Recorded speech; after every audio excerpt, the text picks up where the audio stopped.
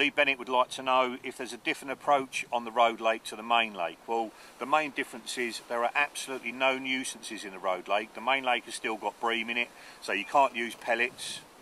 Oh, little bleepage on the right hand rod again. You can't use pellets on the main lake without getting plagued by the bream. You can't really use particle on the main lake without getting plagued. So on the road lake there's nothing at all, so you can use tiny little hook baits, bits of plastic with half a boilie, little bags of pellet, feeding pellet and boilies over the top.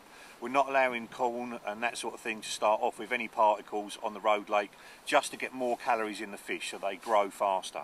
So to begin with, the rules are boilies and pellets only. We supply the pellets, they're done at a very, very good price.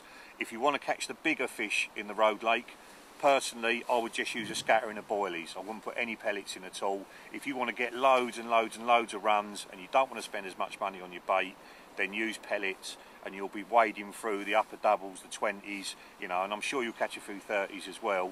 But that's the main difference. You can spod on the road lake. You can put boilies out with a throwing stick on the road lake. There's no seagulls, there's no tufties or anything like that to get in the way. But there are no boats on the road lake. So basically you've got to bait up from the bank. The fishing's all very close range, so the longest is 90 yards, but most of the fishing is 30 to 50 yards.